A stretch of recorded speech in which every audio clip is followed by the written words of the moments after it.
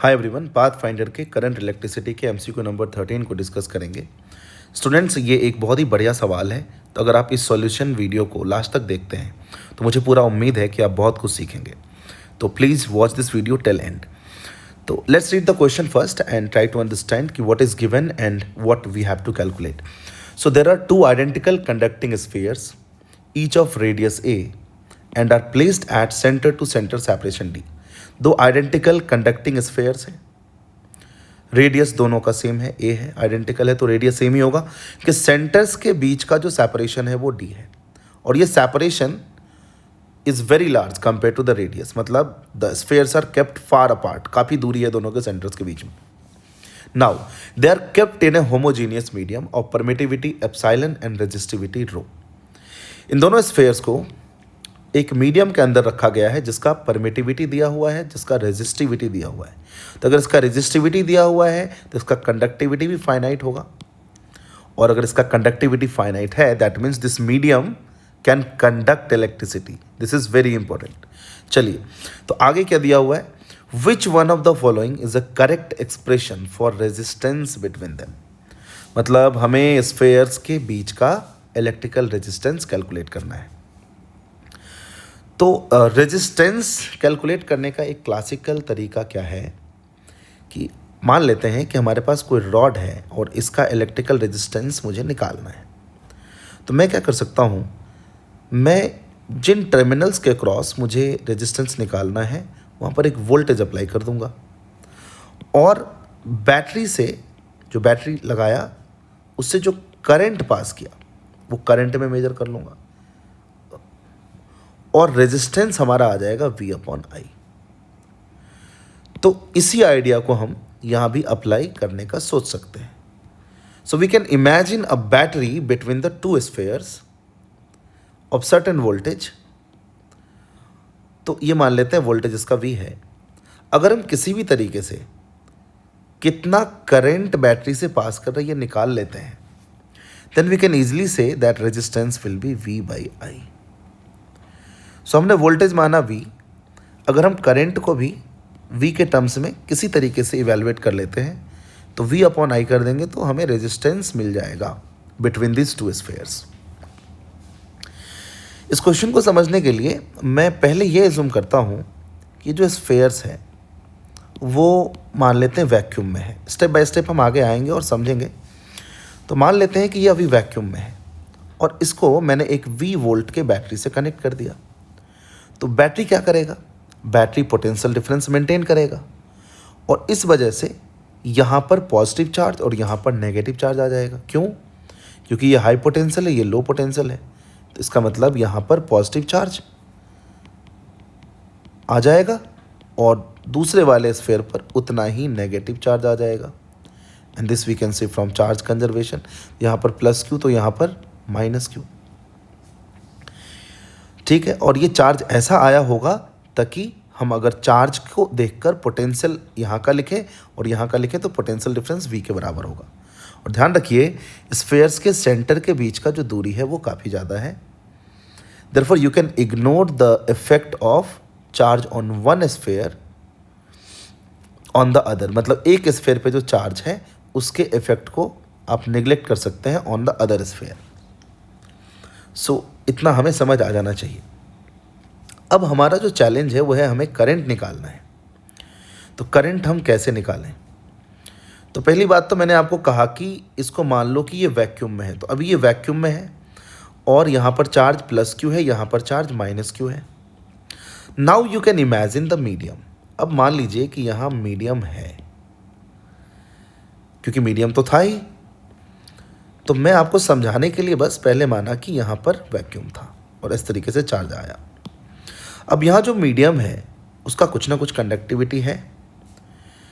तो ये जो पॉजिटिव चार्ज है इसकी वजह से जो इलेक्ट्रिक फील्ड होगा वो किधर होगा भाई, आउटवर्ड होगा। और हमें पहले ही पता है that spheres are far apart, therefore their electric field will not disturb each other. तो यहाँ इनवर्ड होगा इलेक्ट्रिक फील्ड, अलग कलर में यूज़ कर लेता हूँ। यह इलेक्ट्रिक फील्ड जो बनेगा वो अंदर की तरफ बनेगा, नेगेटिव चार्ज है। स्फेरिकल डिस्ट्रीब्यूशन मान सकते हैं क्योंकि दूरी काफ़ी ज़्यादा है। तो यहाँ पर इलेक्ट्रिक फील्ड आउटवर्ड होगा और यहाँ पर इलेक्ट्रिक फील्ड इनवर्ड्स होगा। मुझे अगर इस स्पेस में इलेक्ट्रिक फील्ड का आइडिया है और इसका रेजिस्टिविटी पता है तो we can think of current density in the medium. और करंट डेंसिटी अगर हमें पता चल रहा है then we can think of current. Try to understand. जब यहाँ पर प्लस क्यू और यहाँ पर माइनस क्यू चार्ज होगा तो यहाँ जो मीडियम के अंदर फ्री इलेक्ट्रॉन्स होगा वो फ्री इलेक्ट्रॉन्स इधर से इधर की तरफ आना चाहेगा। भाई ये नेगेटिव चार्ज है, ये पॉजिटिव चार्ज है, तो फ्री इलेक्ट्रॉन्स इधर से इधर की तरफ आएगा, फ्री इलेक्ट्रॉन्स हर तरफ से इधर की तरफ आएगा। तो जब फ्री इलेक्ट्रॉन्स इधर आएगा तो वो इसे न्यूट्रलाइज करने की कोशिश करेगा। But here we have a battery, तो जैसे ही फ्री इलेक्ट्रॉन्स यहाँ पे आएगा बैटरी उसे खींच कर इधर लेके भेज देगा। तो इलेक्ट्रॉन्स को बैटरी इधर भेज रहा है, मतलब करंट इस तरफ हम मान सकते हैं। या इलेक्ट्रॉन का फ्लो इधर हो रहा है तो हम मान सकते हैं पॉजिटिव चार्ज का फ्लो इधर हो रहा है इक्विवेलेंटली। तो आप समझ रहे हैं कि करंट कैसे एस्टैब्लिश हो रहा है मीडियम में। पहले बैटरी लगाया, वैक्यूम मान लिया मैंने, यहाँ पर चार्ज आ गया प्लस क्यू, यहाँ पर माइनस क्यू, चार्ज ऐसे आया होगा कि ये वोल्टेज मेंटेन हो गया होगा। नाउ इसके बाद क्या हुआ, यहाँ मीडियम है तो यहाँ पर चार्जेस की वजह से इलेक्ट्रिक फील्ड है। To respond that electric field electrons will drift, electrons will move. तो इलेक्ट्रॉन्स इधर से इधर की तरफ आएगा, उसको आप इक्विवेलेंटली बोल सकते हैं। पॉजिटिव चार्ज इधर से इधर जाएगा, तो भाई पॉजिटिव चार्ज इधर से इधर जाएगा तो यहाँ पॉजिटिव चार्ज घटेगा ना, तो बैटरी उसे सप्लाई करेगा क्योंकि बैटरी को तो मेंटेन करना है potential difference. So this way there will be current in the medium. अब हमें वो करंट निकालना है, कैसे निकालेंगे? तो अगर मुझे यहाँ पर मान लो मैं एक छोटा सा स्फीयर बना देता हूँ surrounding the positively charged conducting sphere, ये बना दिया। चलो मैं यहाँ भी बना सकता हूँ, कोई दिक्कत नहीं है, दोनों को सराउंड कर सकते हैं।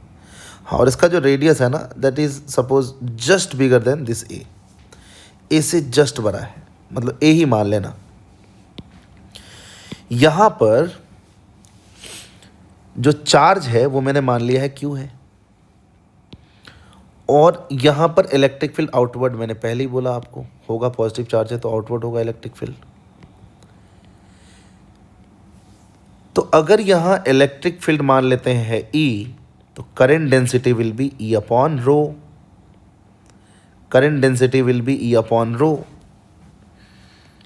है ना, हमें पता है ना microscopic form of Ohm's law, current density will be J vector will be E vector by रो।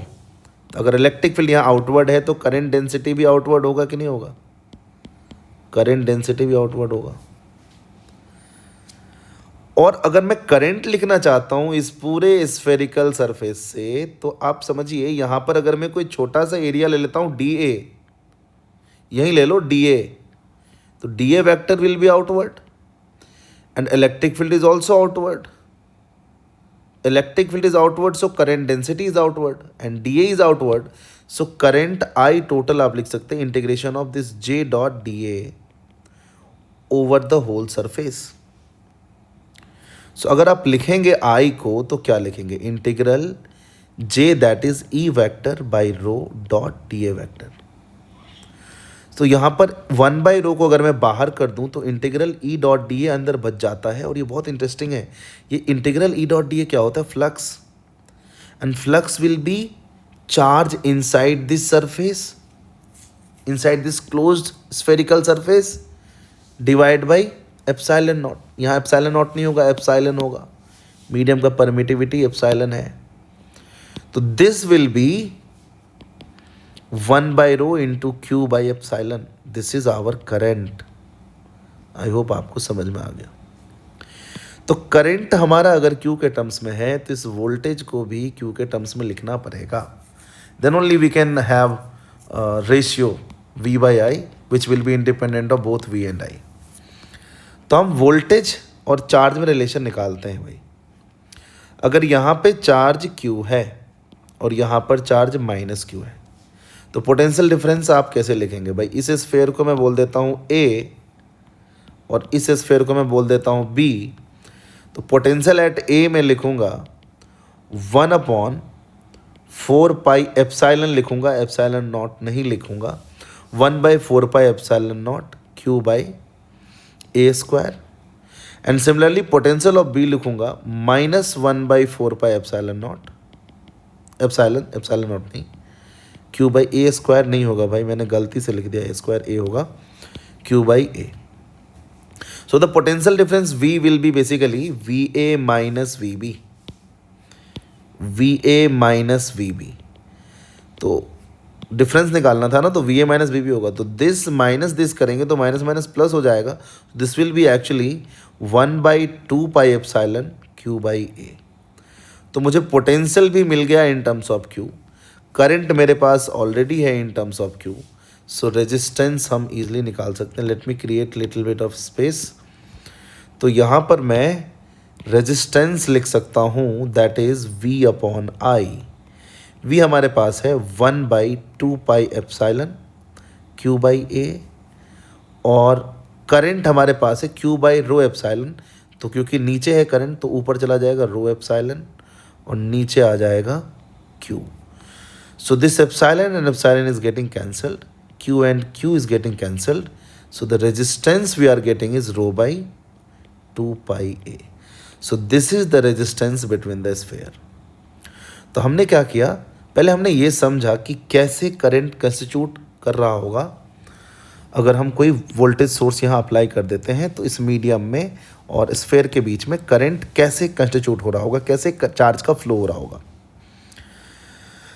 कैसे समझा हमने ये, वोल्टेज लगाया, पोटेंशियल डिफरेंस क्रिएट किया, वोल्टेज लगाकर चार्ज यहाँ आ गया तो इलेक्ट्रिक फील्ड आ गया। उस इलेक्ट्रिक फील्ड के वजह से मीडियम में जो फ्री चार्जेस होंगे, फ्री इलेक्ट्रॉन्स, वो इधर से इधर की तरफ आएंगे, नेगेटिव वाले से पॉजिटिव वाले की तरफ आएंगे। किसका चार्ज, मीडियम में जो फ्री चार्ज है वो आएंगे, और वो जैसे ही यहाँ से यहाँ आएंगे, अब क्योंकि इसको V वोल्ट मेंटेन करना है तो उस चार्ज को ये खींच के इधर कर देगा इलेक्ट्रॉन्स को, इसीलिए करंट का डायरेक्शन मैंने इधर लिया है। तो हमें कुल मिला के ये करंट निकालना था, तो हमने देखा कि अगर इलेक्ट्रिक फील्ड में यहाँ लिख लेता हूँ तो जिधर इलेक्ट्रिक फील्ड होगा उधर ही करंट डेंसिटी होगा। तो करंट डेंसिटी हमने लिख दिया E/ρ, और करंट निकालने के लिए J.dA को इंटीग्रेट कर दिया। हमें दिख रहा था कि करंट डेंसिटी रेडियल है हर जगह, तो J.dA will simply become J into DA, but ज़रूरत पड़ा नहीं, वो J वेक्टर को लिखा E vector by rho dot DA, 1/ρ बाहर आ गया, इंटीग्रल EDA तो फ्लक्स हो जाता है, और हमने पूरा क्लोज किया है इसको, तो flux will be Q by epsilon. Epsilon क्यों लिया, एप्सिलॉन नॉट क्यों नहीं लिया, मैंने पहले भी इलेक्ट्रोस्टैटिक्स में ये बात समझाया है, इलेक्ट्रोस्टैटिक्स के ही किसी सॉल्यूशन वीडियो में समझाया है। तो अभी वो वीडियो बहुत ज़्यादा लंबा हो जाएगा, तो यहाँ पर एप्सिलॉन लेना पड़ेगा। ऑब्वियसली आप ये समझ सकते हैं कि मीडियम का परमिटिविटी एप्सिलॉन है, तो ये लेना चाहिए हमें। So this I we have obtained. और चार्ज जब हमने यहाँ लिखा था, उसी चार्ज के टर्म्स में अगर हमने करंट लिखा तो वोल्टेज को भी उसी चार्ज के टर्म्स में लिख लिया। A का लिख लिया पोटेंशियल, B का लिख लिया पोटेंशियल, तो potential difference will be equal to V, तो यहाँ से ये मिल गया। और जैसा कि हमने शुरू में ही बात किया था कि रेजिस्टेंस विल बी V/I, तो V के एक्सप्रेशन को I के एक्सप्रेशन से डिवाइड कर दिया, and then we are here with the expression for resistance. तो ρ/2 pi A will be the answer, this is our answer. I hope आपको समझ आया होगा और आपको कुछ ना कुछ ज़रूर सीखने को मिला होगा। So this is everything about the question. See you in the next solution video. Till then bye bye, thanks for watching.